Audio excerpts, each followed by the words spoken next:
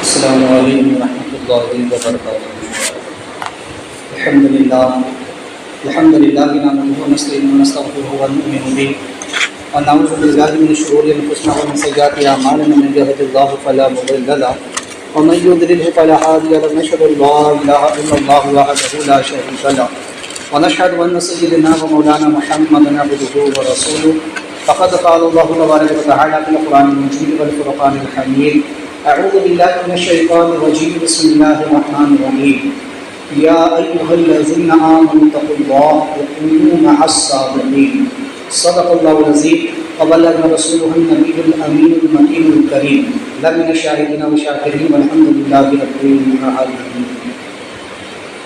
آئیے آغاز گفتگو سے قبل ہم اور آپ مل کر انتہائی خلوص و محبت کے ساتھ حرمت حضرت کی جانب لگا کر حضور آقا نامدار مدینہ کے تاجدار ہم غریبوں کے غمگسار جناب رحمت مجتبیٰ محمد مصطفیٰ علیہ التحیۃ والثناء صلی اللہ تبارک و تعالی علیہ وسلم کی بارگاہ اقدس میں درود و سلام پر جناب شب اللہم صلی اللہ علیہ وسلم محمد معاذ والکرم والہ وصحابہ وبارک وسلم۔ ایک متوقع جو اللہم صلی اللہ علیہ وسلم محمد صلی اللہ علیہ وسلم جميع الاقوال والافعال وتقضي بها جميع الحاجات وتطهر بها من جميع السيئات وتطهر بها الدرجات وتقدس الغيب من جميع الخيرات في الحياة بعد الممات انك على كل شيء قدير۔ رسول برکت کے لیے بڑے محمد صلی اللہ علیہ وسلم تعالی علی سیدنا محمد وعلى آله وصحبه الفرج وقربت من حوائج النار والغائب وحسن الخواتم من وسلم وجهه الكريم وعلى آله وصحبه وسلم محمد بسم الله الرحمن الرحيم يا الله يا الله يا الله۔ احمد رضا کا تازہ گلستان ہے آج بھی، احمد رضا کا تازہ گلستان ہے آج بھی، خورشید علم ان کا درخشاں ہے آج بھی۔ پچھلوں نے تو بہت لکھا علم دین پر، پچھلوں نے تو بہت لکھا علم دین پر، اس صدی میں جو کچھ بھی ہے بتنہا رضا میں، اور سب ان سے جلنے والوں کے دل ہو گئے چراغ، احمد رضا کی شمع فروزاں ہے آج بھی۔ حضرات، چونکہ ماہ شوال المحرم کا یہ بابرکت مہینہ ہے اور اس کو نسبت سیدنا سرکار امام عشق و محبت، آقائے شرک و بدعت، امام اہل سنت الشاہ امام احمد رضا بریلوی علیہ رحمۃ اللہ کی ذات بابرکات سے کہ اسی ماہ مبارک میں آپ کی ولادت باسعادت ہوئی تھی 10 شوال المحرم 1272 ہجری کو ہندوستان کے ایک مشہور و معروف شہر بریلی شریف میں آپ جو ہے تو اس دنیا میں جلوہ افروز ہوئے۔ لہٰذا آپ کی ذات بابرکات محتاج تعریف ہے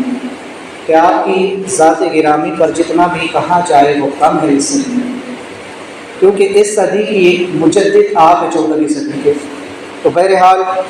ایک ایسی آفاقی شخصیت ہے، آپ کا حسب و نسب بھی سب سے اعلیٰ ہے،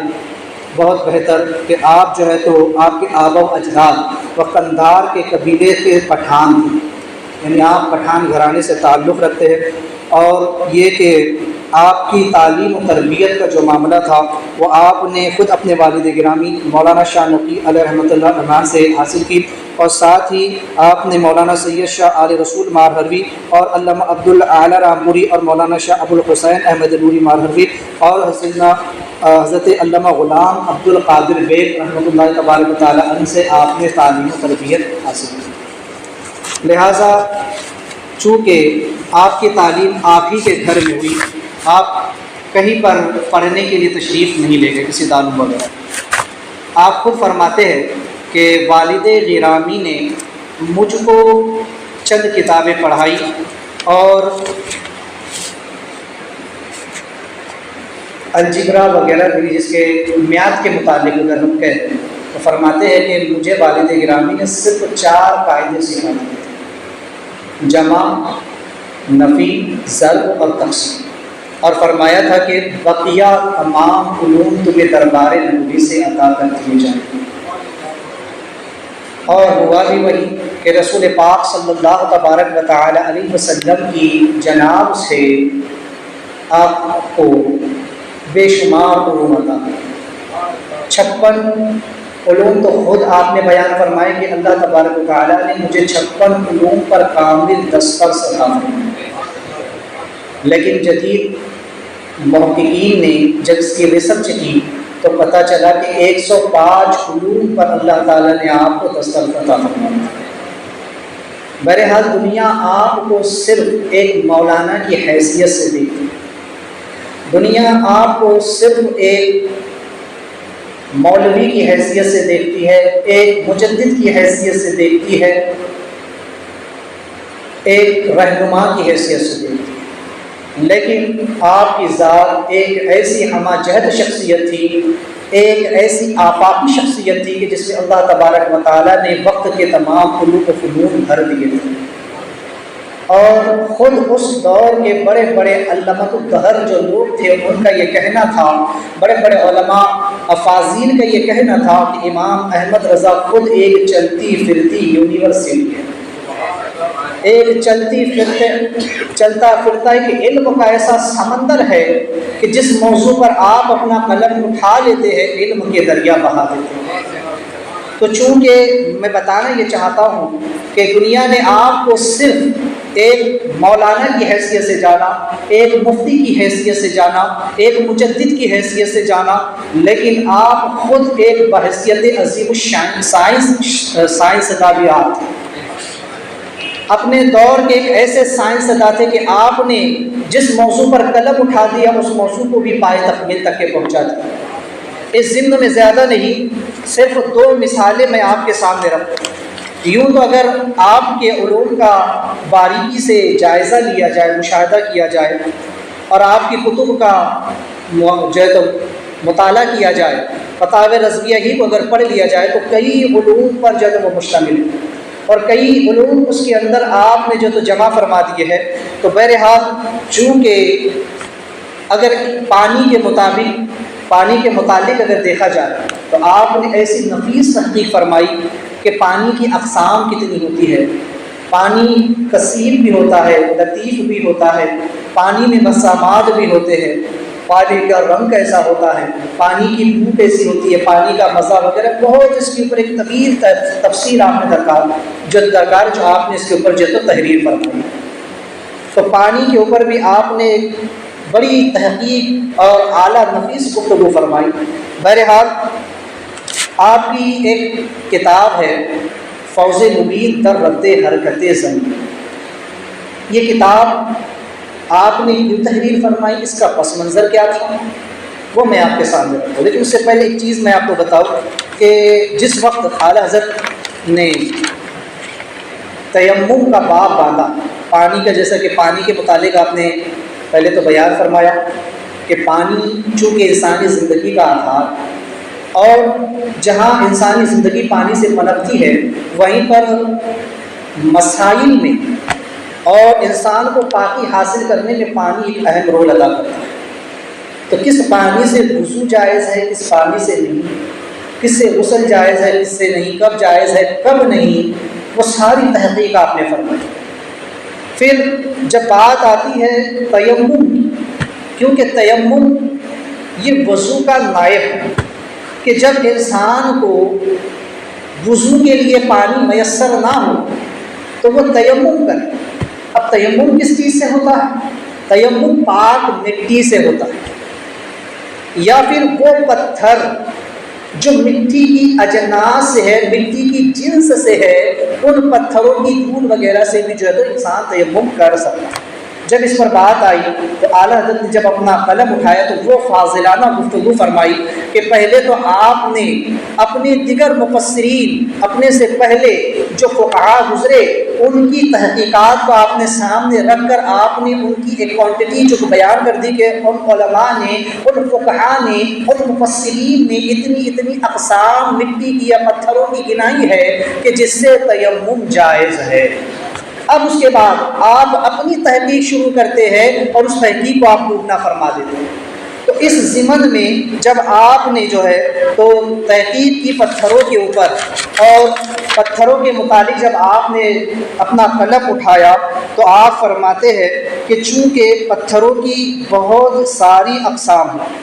ہے نا، چونکہ پتھر جو ہے ماہر ارضیات یعنی جو لوگ زمین کے پر تحقیقات کرتے ہیں،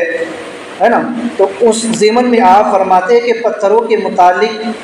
بہت ساری اقسام ہیں۔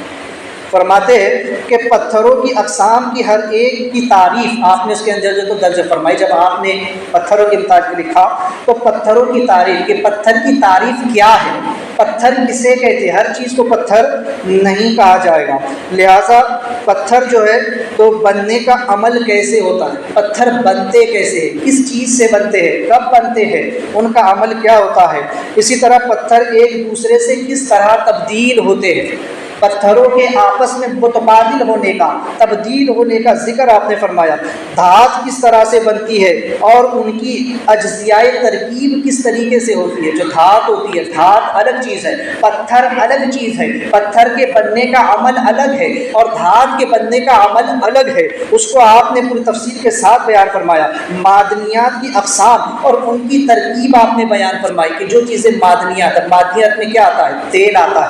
ہے نا، راکیل وغیرہ یہ جتنی بھی ہوتی ہے لکوڈ چیزیں وہ معدنیات کے اندر آتی ہے۔ لہٰذا معدنیات بنتی کیسے ہے، یہ تیل بنتا کیسے ہے، پیٹرول بنتا کیسے ہے، یہ سب کیسے ہوتا ہے، زمین سے اس کی اجزائی ترکیب کیسے ہوتی ہے۔ کان کی ہر ایک چیز گندھک اور پارے کی اولاد، کان کسے کہتی ہے، یہ کان نہیں جو ہمارا کان، بلکہ جو زمین کے اندر بڑی بڑی گفائیں ہوتی ہے ان کے اندر جو چیزیں بنتی ہے تو اس کے متعلق آپ نے فرمایا کہ وہ گندھک اور پارا، یہ دو دھاتیں گندھک اور پارا جو تو اسی کی جنس سے وہ جو چیزیں بنتی ہے نا، تو اس کا ذکر آپ نے فرمایا۔ لہٰذا اسی طرح سے آپ فرماتے ہیں گندھک نر ہے یا مادہ۔ اب گندھک جو ہے تو یہ جو ایک دھات ہے یہ نر کے ضمن میں آتی ہے یا مادہ کے ضمن میں آتی ہے، لہٰذا اس پر بھی آپ نے جو ہے تو اپنی تجویدی تحقیق آپ نے جو ہے تو اس کے اوپر فرمائی۔ لہٰذا ایک کتاب احسن تخمیف بیان تعلیم البیان میں آپ نے جو ہے تو یہاں تک کہ فرمایا کہ مٹی کی اجناس سے ہونے کے لیے پتھر کو 5 چیزیں درکار ہے۔ وہ کون سی؟ پہلا یہ کہ جلنا، پگھلنا، نرم پڑنا، راکھ ہونا اور آگ سے نرم ہو کر مائل بسند ہو جانا، یہ چیز آپ نے بیان کرنا۔ پھر پتھروں کے اوپر آپ نے ایک بڑی اور طویل گفتگو فرمائی، اگر یہاں اس کا ذکر کیا جائے تو اتنا وقت نہیں ہے، تو آپ نے ایک بڑی نفیس گفتگو پتھروں کے متعلق تحریر فرما کر کے پھر آپ فرماتے ہیں کہ پتھروں کی وہ اقسام کہ جو آتش فشاں کے ذریعے سے بنتی ہے نا، پہاڑوں کے پھٹنے سے، جب بڑے بڑے پہاڑ پھٹتے ہیں اس میں سے لاوا نکلتا ہے تو وہ جو لاوا نکلتا ہے اس کے اندر سے گیس بھی نکلتی ہے، تو وہ جب اس کا درجہ حرارت گر جاتا ہے، سرد پڑ جاتا ہے، جب وہ آ کر کے جمتی، کیونکہ زمین کا اندرونی سطح جو ہے وہ گرم ہے، اس کی وجہ سے لاوا اندر گرم رہتا ہے، لیکن جب وہ باہر آتا ہے اور جب وہ باہر کے ایٹماسفیئر سے، باہر کے ماحول سے وہ اثر انداز ہوتا ہے تو وہ سرد ہونا شروع ہوتا ہے، جمنا شروع ہوتا ہے، اور جو گیسز اس کے اندر سے نکلتی ہے تو وہ گیسز بھی جب سرد ہوتی ہے تو وہ بھی پتھروں کی شکل اختیار کر لیتی ہے، تو فرماتے ہیں کہ وہ پتھر نہیں، در حقیقت وہ گیس ہوتی ہے جو کہ درجہ حرارت کے گر جانے کی وجہ سے بنتی ہے اور پتھر کی طرح معلوم ہوتی ہے، حقیقت میں وہ پتھر نہیں ہے، اس لیے اس سے تیمم جائز۔ اب بتائیں آج کا سائنس اگر تحقیق کرنے نکلے تب جا کر اسے پتہ چلا سائنس کہ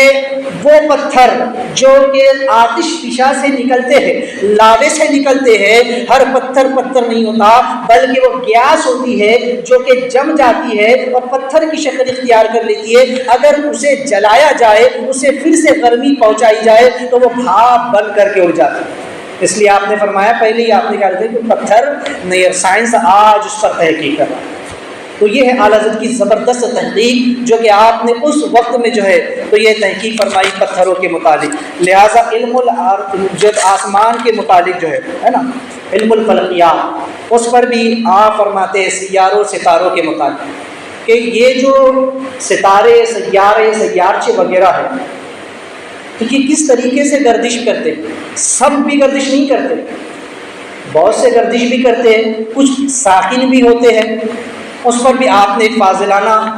گفتگو فرمائی۔ آج سائنس یہ کہتا ہے،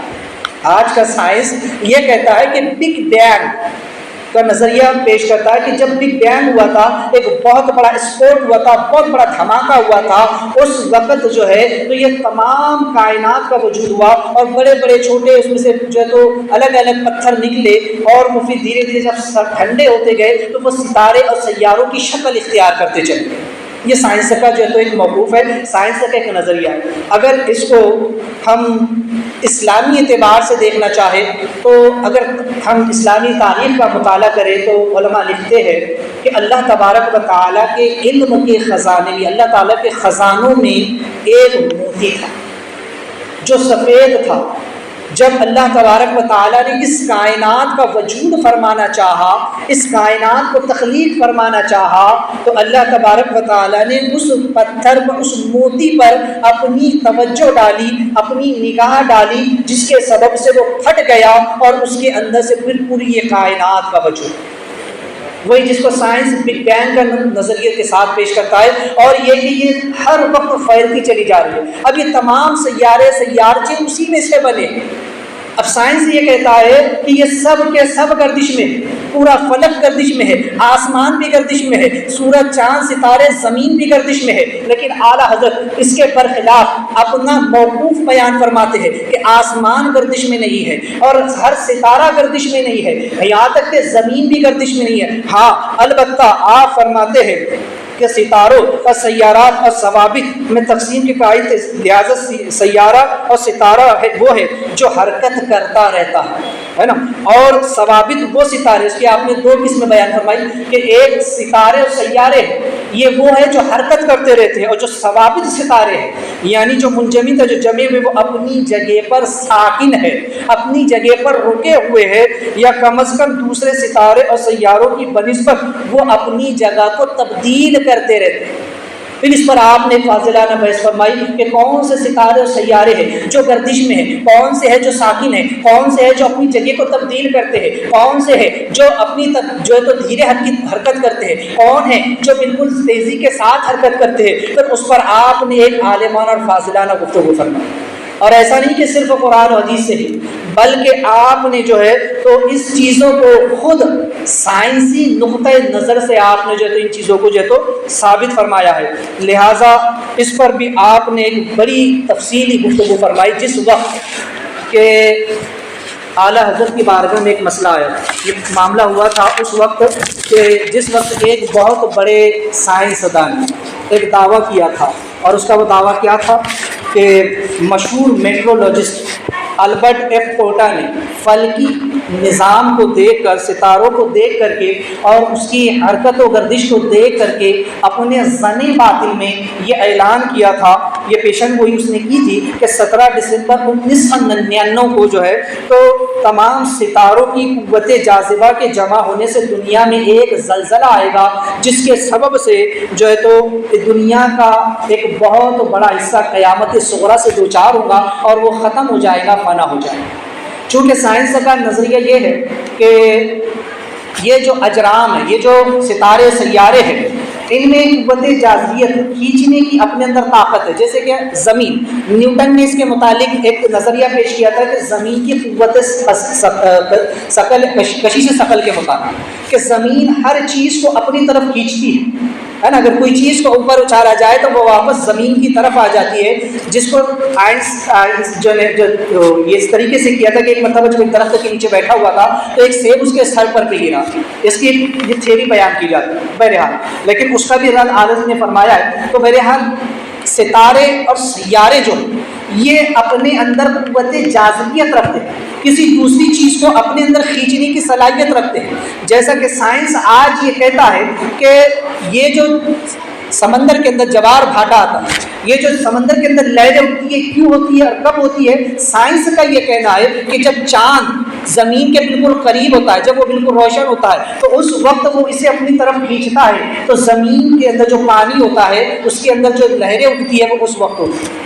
مد و جزر جو اس کے ہوتے ہیں بہرحال۔ تو یہ سائنس کا ایک نظریہ ہے کہ ہر اجرام یا ہر ستارہ اور ہر سیارہ اپنے اندر ایک کشش ثقل رکھتا ہے، تو لہٰذا بعض سیارچے ایسے ہیں جو بہت زیادہ طور پر کسی چیز کو اپنی طرف کھینچنے کی طاقت رکھتے ہیں، کھینچنے کی صلاحیت رکھتے ہیں۔ لہٰذا اس سائنسدان نے یہ کہا تھا کہ ایک وقت ایسا آئے گا کہ 1999 کو ایک تاریخ بتائی تھی اس نے کہ اس تاریخ میں یہ سیارے ایک لائن کے اندر ہوں گے، یہ سب کے سب ایک ستارے ایک ہی لائن میں ہوں گے اور زمین ان کے بیچ میں ہوگی، جس کے سبب سے یہ اپنی پوری قوت کے ساتھ زمین کو کھینچیں گے، جس کی وجہ سے زمین کے اوپر ایک زلزلہ آئے گا اور زمین کا ایک بہت بڑا حصہ جو ہے تو یہاں سے فنا ہو جائے گا، ختم ہو جائے گا۔ جب اس نے یہ پیشن گوئی کی تو ہر طرف افراتفری مچ گئی۔ جب اس کی پیشن گوئی اخبار میں چھپی تو تمام دنیا کے اندر ایک ہلچل سی مچ گئی، اور خاص کر کے متحدہ عرب کے اندر جو ہے تو یہ متحدہ امریکہ کے اندر، چونکہ اس نے کہا تھا کہ یہ اس حصے پر یہ معاملہ ہو، تو وہاں کے لوگ سب سے زیادہ پریشان تھے۔ لہٰذا جب اعلیٰ حضرت کی بارگاہ میں یہ مسئلہ پہنچا اور یہ بات پہنچی تو سرکار اعلیٰ حضرت نے اپنا قلم اٹھایا اور آپ جو ہے تو تحریر آپ نے ایک رسالہ لکھا بنام معین مبین بحر دور شمس سکون زمین، یہ رسالہ آپ نے لکھا جس کے اندر آپ نے ثابت فرمایا کہ زمین اور آسمان یہ سکون کے ساتھ، آپ نے یہاں قرآن آیات کے ذریعے سے یہ بات ثابت فرمائی کہ آسمان ساکن ہے، آسمان گردش میں نہیں ہے، آسمان گھومتا نہیں ہے، اور یہ زمین بھی ساکن ہے، زمین بھی گھومتی نہیں ہے۔ اس پر آپ نے قرآن پاک کی کئی آیات اور احادیث مبارکہ سے استدلال فرمایا۔ اب یہاں پر ایک بات عرض کروں کہ وہ لوگ جو اعلیٰ حضرت کے اس نظریے کا رد کرتے مسلمان ہو کر، اپنے آپ کو کچھ زیادہ ہی جو لوگ پڑھے لکھے کہتے اور کہتے کہ نہیں اعلیٰ حضرت یہ نظریہ غلط ہے، تو کتنے تعجب کی یہ بات ہے کہ یہ نظریہ سائنس کا دیا ہوا، یہ نظریہ کہ آسمان گھومتا ہے، یہ نظریہ کہ زمین گھومتی ہے، یہ بات صحیح ہے کہ ہمارا اپنا ایک نظام شمسی ہے جس کے اندر سورج ہمارا سب سے بڑا سیارہ ہے اور دیگر سیارے اور سیارچے جو ہے تو یہاں پر موجود ہے، اور یہ پورا ہمارا ایک نظام شمسی ہے جو اپنے حساب سے چلتا رہتا ہے۔ لیکن اس نظام شمسی میں زمین ہماری ساکن ہے، سورج چلتا ہے۔ آپ دیکھیں سائنس کیا ایک متضاد، آپ دیکھیں کہ سائنس یہ کہتا ہے کہ سورج کو اپنی جگہ پر گردش کرنے کے لیے 1 سال کا جو ہے تو وقت درکار ہے، لیکن یہاں پر تو 24 گھنٹے میں دن رات ہو جاتے ہیں، 24 گھنٹے میں ہی دن رات ہو جاتے ہیں۔ تو پتہ کیا چلا کہ سورج حرکت میں ہے، زمین ساکن ہے اور سورج اس کے گرد گھوم رہا ہے۔ اب اگر میں اس پر دلیلیں دوں تو پھر بڑی طویل گفتگو ہو جائے گی، لہٰذا میرا مقصد یہاں پر ان پر دلائل فراہم کرنا نہیں ہے، اصل بتانا یہ ہے کہ ہمارا جو اپنا ایک نظام شمسی ہے تو اس میں جو ستارے گردش میں آ رہے تھے اس پر بھی تحقیق فرمائی اور فرمایا کہ جو زمین ہے یہ ساکن ہے اور آسمان بھی ساکن ہے، اور اس پر آپ نے جو ہے تو قرآنی آیات کے ذریعے سے استدلال فرمایا۔ تو کفار و مشرکین، یہود و نصارہ جو اس چیز پر تحقیق اور ریسرچ کرتے ہیں، یہ ان کا کہنا ہے کہ زمین اور آسمان حرکت میں ہے، یہ ان کا نظریہ ہے، لیکن قرآن یہ کہتا ہے کہ زمین اور آسمان ساکن ہے۔ اب وہ لوگ جو اپنے آپ کو مسلمان کہتے ہیں اور پھر بھی اعلیٰ حضرت کے نظریے کا رد کرتے ہیں، وہ اعلیٰ حضرت کا نہیں بلکہ قرآن و حدیث کا رد کرتے ہیں۔ کتنے تعجب کی بات ہے کہ کلمہ پڑھنے کے باوجود وہ کافروں پر یقین کر رہے ہیں، وہ ان کفار مشرکین اور یہود و نصارہ کی کہی ہوئی بات پر جس کا کوئی ثبوت نہیں ہے، وہ صرف اپنے ظن پر کہہ رہے ہیں، کیونکہ وہ زمین سے باہر تو بھی نکلے نہیں ہیں۔ انہوں نے صرف زمین سے بیٹھ کر کے ہبل ٹیلی اسکوپ کے ذریعے سے انہوں نے پوری کہکشاں کا مشاہدہ کیا، انہوں نے آسمانوں کا مشاہدہ کیا، انہوں نے ستاروں سیاروں کا مشاہدہ کیا۔ آج بھی یہ جو چاند اور زمین اور زمین کے قریب میں جتنے سیارے ہیں یا زمین کے باہر جتنے بھی سیارے ہیں، ہماری کہکشاں کہہ لیجیے، ہماری ملکی وے کہہ لیجیے، ہماری گیلیکسی کہہ لیجیے، یہ پورا برہمانڈ کہہ لیجیے، جس کا آج سائنس ایک جو ہے تو پراپر جو ہے تو اس کا ایک فاصلہ بتاتا ہے کہ زمین سے چاند کا فاصلہ کتنا ہے، زمین سے سورج کا فاصلہ کتنا ہے، ہماری ملکی وے کتنی بڑی ہے، ہماری گیلیکسی کتنی بڑی ہے، اس کا فاصلہ کتنا بڑا ہے۔ تو یہ تو انہوں نے جا کر ناپا نہیں ہے، بلکہ یہیں سے بیٹھ کر کے انہوں نے اندازے اور تخمینے لگا کر کے یہ ہمارے سامنے رکھا ہے کہ اس کا فاصلہ اتنا ہے۔ لیکن اعلیٰ حضرت نے جو نظریے ہمارے سامنے رکھے وہ قرآن اور حدیث کی روشنی میں رکھے۔ تو ایک مسلمان کا یقین قرآن اور حدیث پر ہونا چاہیے کہ اعلیٰ حضرت نے جو بات قرآن کی روشنی میں کہی ہے، جو بات حدیث کی روشنی میں کہی ہے، وہی سچ اور وہی حق، کیونکہ قرآن سچا ہے، حدیث سچی ہے۔ اس کائنات کے بنانے والے رب نے اس قرآن میں اس کی حقیقت کو واضح فرما دیا۔ تو جب رب خود فرما دے، رب کا قرآن اس بات کی تائید کر دے، تو پھر اس نظریے کو جھٹلانے کے لیے کوئی بات باقی نہیں رہ جاتی۔ لیکن تعجب ہے ان لوگوں پر جو مسلمان ہو کر ان کفار و مشرکین کی باتوں پر یقین رکھتے ہیں۔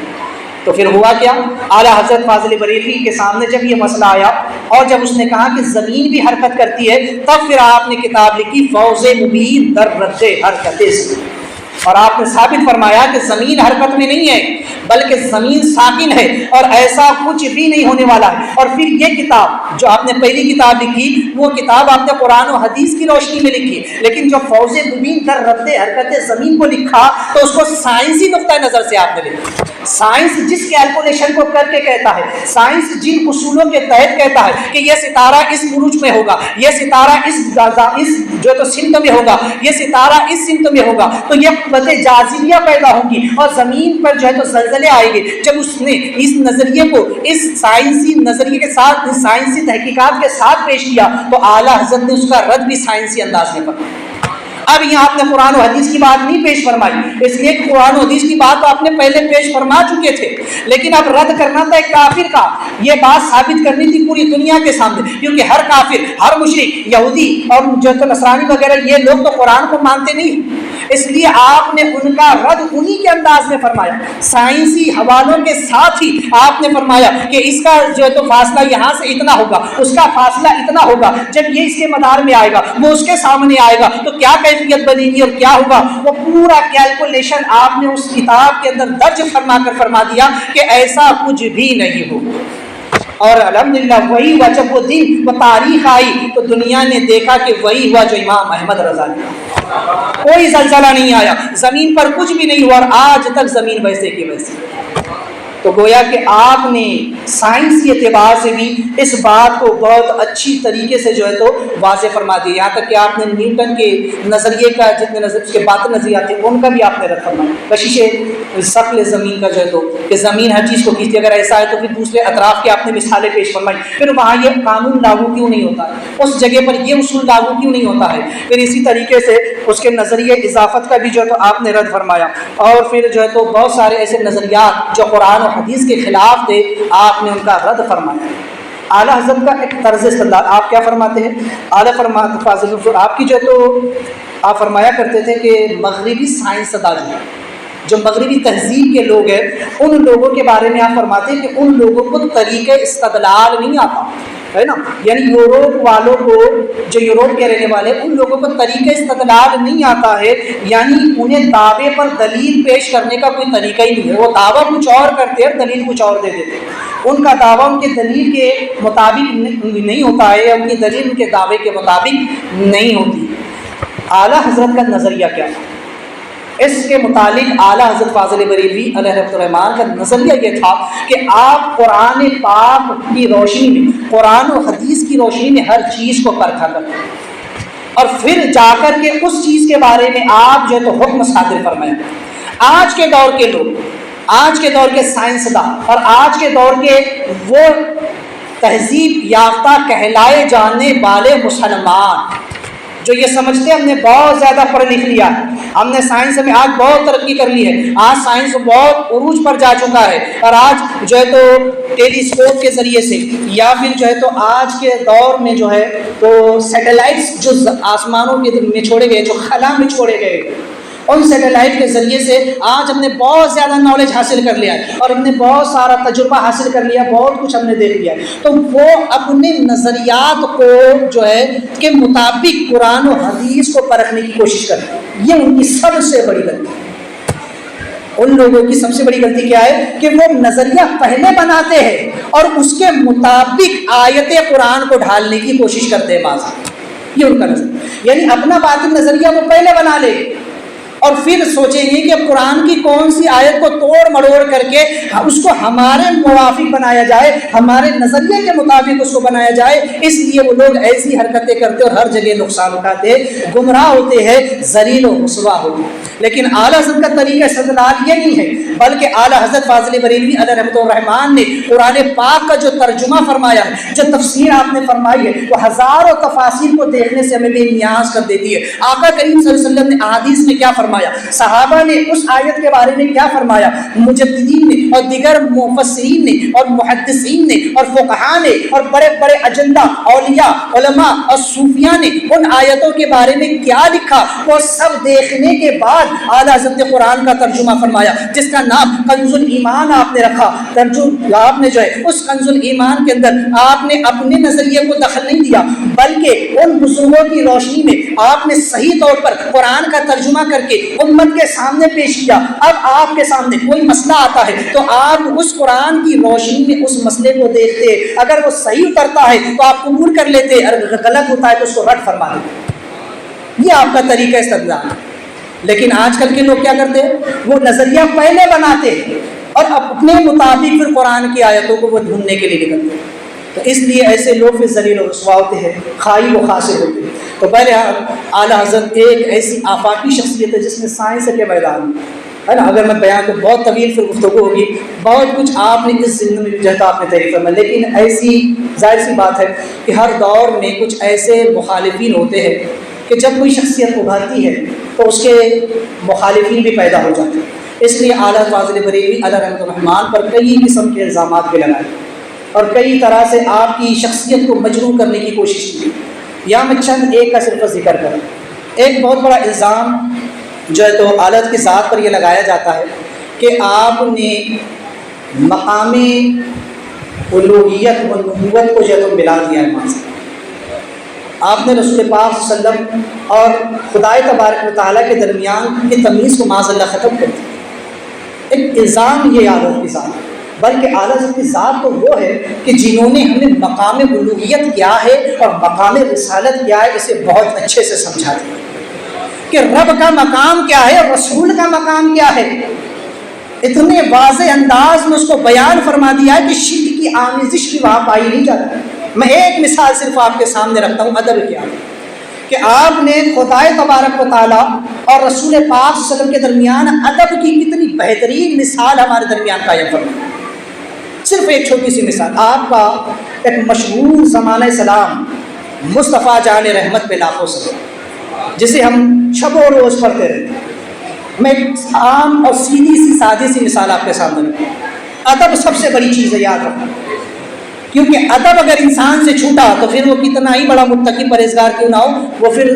جو ہے تو گمراہی کے غار میں جا پڑتا ہے۔ اعلیٰ حضرت نے مقام الوہیت اور مقام رسالت کو کیسے بیان فرمایا، دیکھیے قرآن پاک میں اللہ تبارک و تعالیٰ ارشاد فرماتا ہے، یا ایھا الذین آمنوا ان اللہ و ملائکتہ یصلون علی النبی یا ایھا الذین آمنوا صلوا علیہ وسلموا تسلیما۔ بے شک اللہ اور اس کے فرشتے درود بھیجتے ہیں اس غیب بتانے والے نبی، تو اے ایمان والو تم بھی ان پر خوب خوب درود اور خوب خوب سلام بھیجو۔ یہاں پر اللہ تبارک و تعالیٰ نے ایک عمل کا ذکر فرمایا۔ اللہ تبارک و تعالیٰ ہر عمل سے پاک ہے، لیکن اپنے حبیب پاک صلی اللہ علیہ وسلم پر اللہ خود درود بھیجتا ہے اور اپنے فرشتوں کو حکم دیا کہ تم بھی بھیجو، اور ایمان والوں کو بھی حکم دیا کہ تم بھی میرے رسول پر درود پڑھتے رہو۔ اب مسئلہ سمجھیے، ہم رسول پر درود نہیں بھیج سکتے کیونکہ یہ ہمارا کام ہی نہیں ہے کہ رسول پر درود بھیجیں۔ ہم رسول پر درود پڑھ سکتے ہیں لیکن بھیج نہیں سکتے، بھیجنا اللہ کا کام، یہ شان اللہ کی۔ مسئلہ سمجھیے، بڑی علمی اور بڑی علمی بات ہے۔ ہم حضور پر درود پڑھ سکتے ہیں، بھیج نہیں سکتے۔ پڑھنے اور بھیجنے کا فرق سمجھے۔ پڑھنا کیا ہے، اللہ نے ہمیں درود پڑھنے کا حکم دیا اور فرماتا ہے کہ میں خود اپنے رسول پر درود بھیجتا ہوں، اور اے ایمان والو تم بھی ان پر درود اور سلام پڑھو۔ تو پڑھنے اور بھیجنے میں کیا فرق؟ تو یہ اللہ ہی کی شان ہے کہ وہ اپنے محبوب صلی اللہ علیہ وسلم پر رحمت نازل فرماتے ہیں۔ اب سمجھ لے درود کیا ہے، پہلے یہ سمجھ لیں۔ درود اللہ کی رحمت ہے، اللہ کی خاص رحمت ہے جو اللہ اپنے حبیب پر نازل فرماتے ہیں۔ اب ہم تو رحمت نازل نہیں کر سکتے، ہم کر سکتے ہیں کہ کسی پر رحمت نازل نہیں کر سکتے، یہ شان اللہ کی۔ تو اللہ اپنے حبیب پر رحمت نازل کرتا ہے، اللہ اس کو درود کہتا ہے، اور ہمیں کیا حکم ہے، درود پڑھو۔ ہم درود کیا پڑھتے ہیں، اللہم صلی علی محمد، ہے نا، اللہم صلی علی سیدنا مولانا محمد، ہے نا، جس طریقے سے۔ لیکن شروع میں کیا ہوتا ہے، اللہم صلی علی، اس کا مطلب سمجھتے ہیں، اے اللہ تو درود نازل فرما۔ اے اللہ تو رحمت نازل فرما، تو درود نازل فرما حضرت محمد صلی اللہ تعالی وسلم۔ اللہم صلی علی محمد، اس کا مطلب ہے کہ اللہ تو محمد صلی اللہ علیہ وسلم پر درود نازل فرما۔ تو ہم صرف یہ اللہ کی جناب میں کہتے ہیں، ہم اللہ سے عرض کرتے ہیں کہ اے اللہ تو حضور پر درود اور رحمت نازل فرما۔ ہم خود نہیں بھیج سکتے لیکن اللہ خود بھیجتا ہے، اور ہم اللہ سے عرض کرتے ہیں کہ مولا تو ان پر درود بھیج۔ لیکن جب سلام کی بات آئی ہے نا، دو چیزیں، صلو علیہ وسلم تسلیما، صلو سواد سے ہے، سلم جو ہے یہ سلام سے، سین سے ہے، تو پہلے صلو کا معنی درود ہے اور دوسرے صلو کا معنی سلام ہے۔ صلو علیہ وسلم تسلیما یعنی درود بھی بھیجو اور سلام بھی بھیجو۔ ہمیں رسول پر درود پڑھنے کا بھی حکم ہے، درود اور سلام پڑھنے کا بھی حکم ہے کہ حضور پر سلام بھی پڑھو۔ اب ہم سلام کسی کو بھی کر سکتے ہیں، السلام علیکم، تم پر اللہ کے سلام۔ اب سمجھ لے کہ درود اللہ بھیجتا ہے اور سلام ہم بھی کسی پر کہہ سکتے ہیں، ہم کسی کو سلام کہہ سکتے ہیں۔ تو اب عارض کے سلام اور کا فرق دیکھو کہ عارض نے جو مشہور درود اور سلام آپ نے لکھا ہے، کعبے کے بدرو تجا، تم پہ کروڑوں درود، طیبہ کے شمشو دہا، تم پہ کروڑوں درود۔ اور یہاں فرماتے ہیں مصطفیٰ جان رحمت پہ لاکھوں سلام، شمع بزم ہدایت پہ لاکھوں سلام۔ اب فرق سمجھے کہ کروڑ زیادہ ہے یا لاکھ زیادہ ہے؟ کروڑ زیادہ ہے، لاکھ کم ہے۔ ہاں اگر اس کے الٹ بھی اعلی حضرت کر دیتے تو کوئی فرق نہیں پڑتا۔ اگر اعلی حضرت کہہ دیتے کعبے کے بدرو تجا تم پہ لاکھوں سلام، یا کہہ دیتے مصطفیٰ جان رحمت پہ لاکھ کروڑوں درود، تب بھی کوئی فرق نہیں پڑتا۔ لیکن اعلیٰ حضرت نے یہاں ادب کو ملحوظ رکھا، ادب کو بتایا کہ نہیں، جب کروڑوں کی بات ہوگی تو یہ رب کی شان ہے کہ وہ کروڑوں درود نازل کر سکتا ہے، یہ رب کی شان ہے، کروڑوں زیادہ ہے اس لیے رب نازل فرمائے گا۔ تو آپ نے فرمایا کعبے کے بدرو تجا تم پہ کروڑوں درود، طیبہ کے شمشو دہا تم پہ کروڑوں درود، کیونکہ درود نازل کرنا رب کا کام ہے، اس لیے فرمایا کروڑوں کی نسبت رب کی طرف کی۔ اور جب لاکھوں کی بات آئی تو کہتے ہیں کہ مصطفیٰ جان رحمت پہ لاکھوں سلام، شمع بزم ہدایت پہ لاکھوں سلام، اے اللہ کے رسول آپ پر لاکھوں سلام کیا ہماری طرف سے۔ تو بندہ کام چھوٹا ہے نا، تو اپنی طرف لاکھوں کی نسبت کی اور کروڑوں کی نسبت خدا کی طرف کر دی۔ تو یہ آپ نے ادب ملحوظ رکھ کر کے بتایا کہ شان الوہیت کیا ہوتی ہے، رب کا مقام کیا ہے۔ تو لہٰذا یہ تو میں نے صرف ایک مثال آپ کے سامنے، لوگ کہتے ہیں کہ معاذ اللہ حضور کو اعلیٰ حضرت نے خدا سے بڑھا دیے، یہ ایک الزام ہے۔ جو لوگ یہ دعویٰ کرتے ہیں اپنے دعوے پر وہ دلیل پیش کرتے ہیں، ورنہ ان کے لیے میرا سوال ہے، سب سے پہلے وہ یہ ثابت کرے کہ خدا کی حد کتنی، خدا کی حد بتا دیں کہ یہ خدا کی آخری حد ہے۔ اگر اس حد سے ہم نے مصطفیٰ کو بڑھایا ہے، اگر اعلیٰ حضرت نے اس حد سے خدا کو بڑھایا ہے یا برابر کر دیا ہے، تو یقیناً یہ الزام صحیح ہوگا کہ حضور کو خدا سے بڑھا دیا گیا، برابر کر دیا گیا۔ لیکن ہم اہل سنت جماعت کا عقیدہ ہے الحمدللہ رب العالمین، تمام تعریفیں اس اللہ کے لیے جو سارے جہانوں کا پروردگار ہے۔ قل هو اللہ احد اللہ الصمد لم یلد ولم یولد ولم یکن لہ کفوا احد، وہ اللہ ایک ہے، بے نیاز ہے، اس کے جیسا کوئی نہیں، اس کی کوئی اولاد نہیں، وہ کسی کی اولاد نہیں، وہ سب سے بڑھ کر اللہ اکبر ہے، کوئی اس سے بڑا نہیں ہے۔ تو جب اس سے بڑا کچھ بھی نہیں ہے، جب رب کی حد ہی نہیں ہے، تو پھر اس حد سے مصطفیٰ کو کیسے بڑھایا جائے؟ ایک مثال میں آپ کے سامنے رکھتا ہوں کہ حالت کتنی بہترین ادب کی مثال ہے مثال، اور مقام الوہیت اور مقام رسالت میں جو امتیاز اعلیٰ حضرت نے برقرار رکھا ہے۔ فرماتے ہیں کہ علم کی مثال آپ نے رکھی۔ لوگ کہتے ہیں نا کہ ہم جو حضور کے لیے علم غیب مانتے ہیں، تو وہابی دیوبندی یہ کہتے ہیں کہ علم غیب صرف اللہ کی شان، اللہ کی صفت ہے، اگر حضور کے لیے علم غیب مانو گے تو معاذ اللہ مشرک ہو جاؤ گے، شرک ہو گے۔ لیکن آؤ حضرت نے اس مسئلے کو کتنے بہتر انداز میں آپ نے حل فرما دیا۔ پہلے تو یہ سمجھ لیں کہ اللہ کا علم علم ذاتی ہے اور حضور کا علم علم عطائی رب کی عطا سے۔ اب جب بات آتی ہے حد کی، تو میں صرف ایک مثال رکھتا ہوں، حالت جو مثال بیان فرمائے۔ اعلیٰ فرماتے ہیں کہ اللہ تبارک و تعالیٰ کا علم ایک ایسے سمندر کی طرح ہے جس کا کوئی کنارہ نہیں، جس کا کوئی کنارہ نہیں، جس میں اربوں کروڑوں لاکھوں قطرے ہیں جس کے اندر، اب سمندر کتنا بڑا ہوتا ہے، اب سمندر میں پانی کتنا ہوتا ہے، اس پانی میں سے اگر قطرے اگر گنے جائے، سمندر کے پانی کے قطرے گنے جائے تو انسان کی زندگی ختم ہو جائے گی۔ یہ سمندر جو زمین کے مس کی بات کریں، ٹھیک ہے، وہ سمندر جو ہماری زمین پر واقع ہے، آج تک سائنس اس کی تہہ کو نہیں پہنچ سکتا، صرف غالباً 1/3 یا 2/3 تک کے آج سمندر تک کے جو تو گہرائی میں ہم پہنچ سکے، سائنس یہیں تک پہنچ سکے، اس کی مکمل حد کیا ہے کوئی نہیں پہنچ سکتا، جبکہ اس کی حد ہے لیکن کوئی نہیں پہنچ سکتا۔ سمندروں کی آگے کی حدیں کیا ہے اس کو بھی کوئی آج تک نہیں جان سکا کہ کیا ہے، برموڈا ٹرائنگل جس کے آگے کوئی جا ہی نہیں سکتا ہے۔ کہتے بڑے بڑے جہاز، چاہے وہ پلین ہو یا پانی کے جہاز، اگر وہ بھی جاتے ہیں نا تو کہاں جا کر ختم ہو جاتے، واپس نہیں آتے، کچھ پتہ ہی نہیں لگا سکتا کہ سمندر کتنا بڑا، سمندر کتنا گہرا ہے۔ تو اس سمندر، جبکہ ہماری زمین 3 حصہ پانی اور 1 حصہ خشکی ہے، تو اس 3 حصے پانی کو اگر قطروں میں تبدیل کیا جائے اور سائنس ساری زندگی مل کر بھی اس کے قطرے گننا چاہے تو نہیں گن سکتی، نہیں گن سکتی۔ اب اعلیٰ فرماتے ہیں کہ یہ دنیا کی بات نہیں بلکہ ایک ایسا سمندر، اب بات دنیا کی نہیں ہو رہی، ایک ایسا کوئی سمندر جس کا کوئی کنارہ نہ ہو۔ اس دنیا کے سمندر کا کنارہ ہے لیکن یہ بات الگ ہے کہ ہم وہاں تک نہیں پہنچ سکے۔ اس دنیا کے سمندر کی تہہ موجود ہے مگر آج ہم وہاں تک نہیں پہنچ سکے، تو اس کی حدود ہے لیکن حد ہونے کے باوجود بھی سائنس اس کی حدوں کو نہیں پا سکا۔ تو ایسا سمندر جس کی حد ہی نہ ہو، جس کی لمبائی چوڑائی گہرائی جس کی حد ہی نہ ہو، وہ اللہ کے علم کی مثال ہے۔ کیوں؟ اللہ کا علم لا محدود ہے، کوئی حد نہیں اللہ کے علم کی۔ اللہ سب کچھ جاننے والا ہے، جو جب کچھ نہ تھا اور جب کچھ نہ ہوگا سب کا علم اللہ کے پاس ہوگا، تو اس کے علم کی کوئی حد ہی نہیں ہے۔ اب فرماتے ہیں کہ سنو حضور کے علم کی مثال کیا ہے۔ جس طرح سے کسی سمندر کے پاس کوئی چڑیا بیٹھے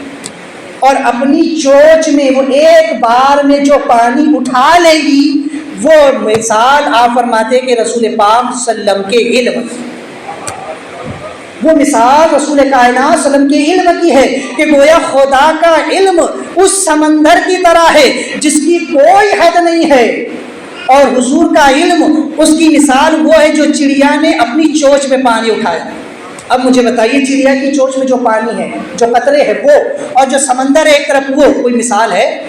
کوئی اس کے درمیان تطبیق بن سکتی ہے؟ کوئی مقابلہ اس کا ہو سکتا ہے؟ بالکل نہیں ہو سکتا۔ تو فرماتے خدا کا علم ایسا ہی ہے جیسے سمندر کا کوئی کنارہ نہیں، اور حضور کا علم ایسا ہے جیسے اس چڑیا کی چونچ میں جو پانی کے قطرے۔